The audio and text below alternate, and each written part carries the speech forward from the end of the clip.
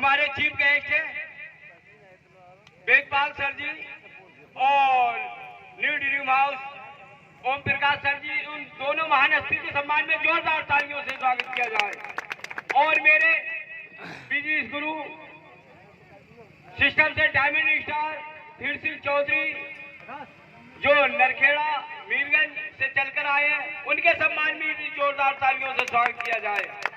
मैं मदन लाल प्रजापति ग्राम सिले बड़ा गांव तहसील मिलक जिला रामपुर से बिलोंग करता हूं और इस टाइम नो रजिस्ट्रेशन लगा के काम कर रहे हैं। और ये सिस्टम किसी के माध्यम से आता है तो मेरे माध्यम से मेरे घर पर मेरे सीनियर बिजनेस गुरु धीर सिंह चौधरी के माध्यम से आया था, मगर ये सिस्टम मुझको भी समझ में नहीं आ रहा था क्योंकि मैं अन्य कंपनियों में काम कर चुका था, पल्स में काम कर चुका था। तो मेरे सीनियर मुझे बता रहे थे तो मेरे परिवार वाले इससे संतुष्ट नहीं थे क्योंकि लोग हमारे घर पे पैसा मांगने आ रहे थे। और ये सिस्टम उस टाइम मुझे मिला था।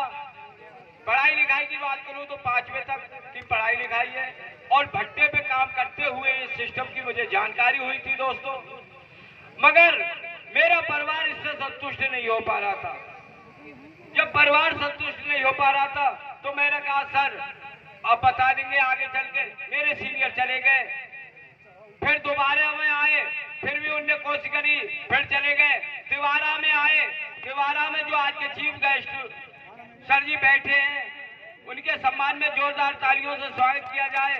वो अपने सीनियर को लेके आए थे वेदपाल सर जी को, मगर फिर भी समझ में नहीं आ रहा था कि एक तरफ मेरा परिवार कह रहा था नहीं अब कोई कंपनी में काम नहीं करना है और दूसरी तरफ मेरे सीनियर कह रहे थे नहीं काम करना है क्योंकि उस टाइम 2.5 लाख का लॉस था, 2.5 लाख का कर्जा मेरे सिर पर करा दिया था लोगों ने। जमीन उमीन है नहीं जिसमें 2.5 लाख का लॉस हो जाए, क्या वो आज तक ज्वाइन करेगा? तो मैं भी नहीं कर रहा था दोस्तों। मगर मेरे सीनियर ने जब ज्यादा परेशान हो गए, तीसरी बार खाली जाने को हुए, तो मेरे यानी कि मेरे सीनियर धीर सिंह चौधरी ने कहा कि आज मैं तो यानी कि तिवारा में चला जाऊंगा और तुम्हारे घर पे नहीं आऊंगा क्योंकि तुम्हें समझाते समझाते 3 बार हो गए। और आज के चीफ गेस्ट हैं वो भी मेरे घर पे आए थे। तो मैंने कि सर क्या बात है, अभी मुझ में पैसा नहीं है तो आगे चल के मैं आपको खुद ही बुला लूंगा, नंबर दे देना। बोले कोई नहीं बुलाता है, आज तक किसी ने नहीं बुलाया है। तो मैंने कहा सर फिर क्या किया जाए?